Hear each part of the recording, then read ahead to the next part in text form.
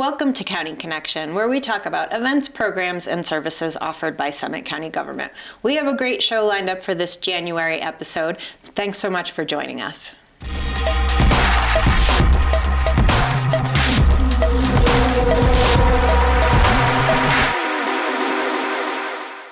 For our first segment of this January episode, we're going to be talking about some new local regulations on nicotine products. And here to tell us all about it is Marty Ferris, the Finance Director for Summit County. Welcome, Marty. Thanks, Julie.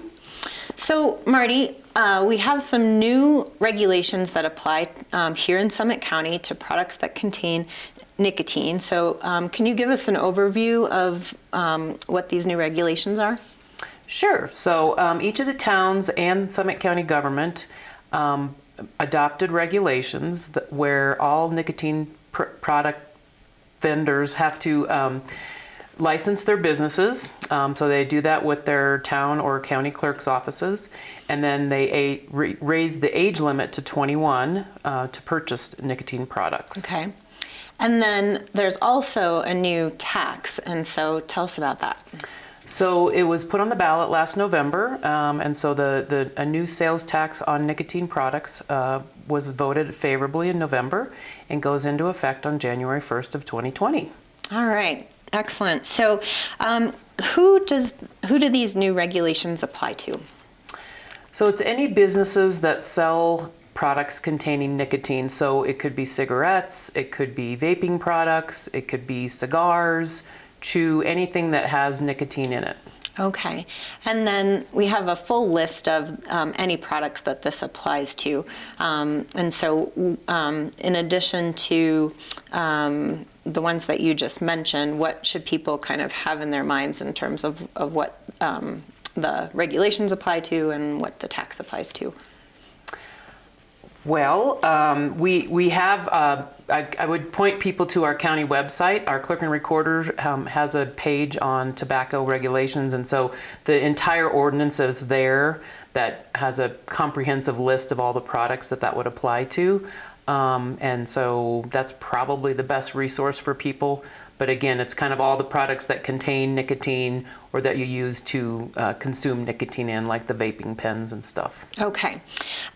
So kind of those traditional combustible tobacco products, as well as kind of this new age of vaping and electronic cigarette type stuff. Yes. Okay, great. So what are the details of the tax? So the first is that the cigarettes, there's a $4 tax per pack of cigarettes. Okay.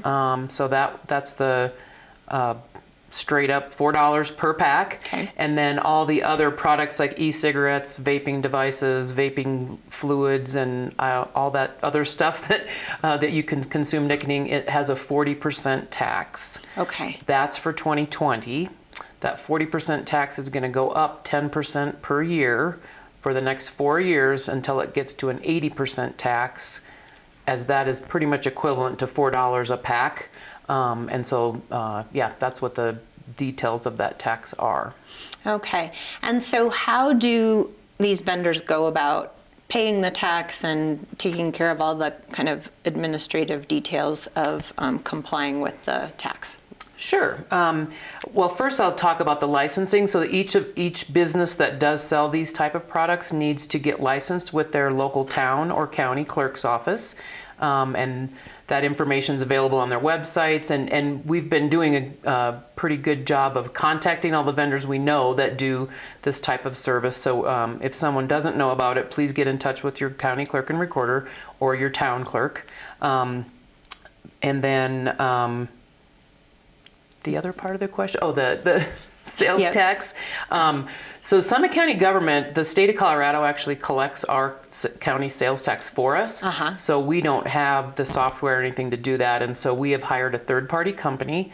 They're called HDL companies. And they're in the process right now of setting up all of the website and everything. So the retailers will do this.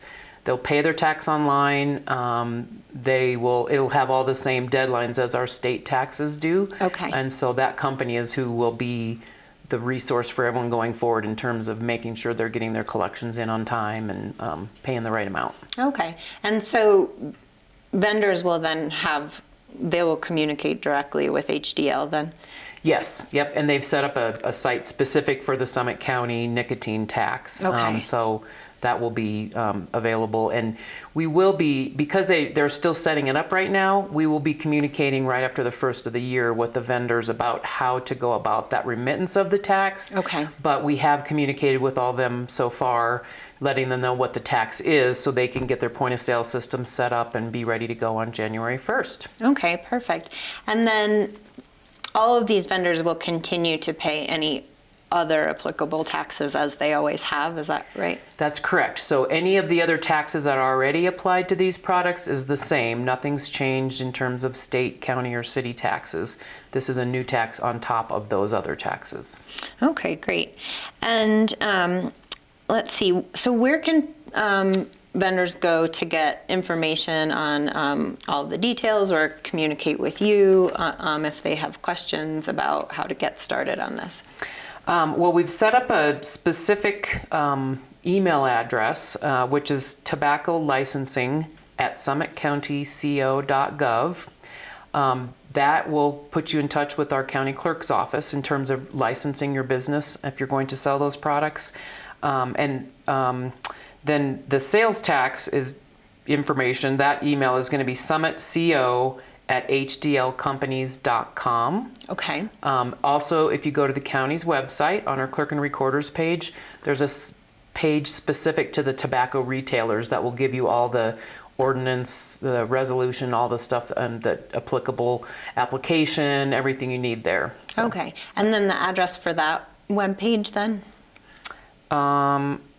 I think that is, I don't have it. I think it's just, Is it summitcountyco.gov/tobacco? yes, it is. Okay. Thank you, Julie. Yeah. You're right.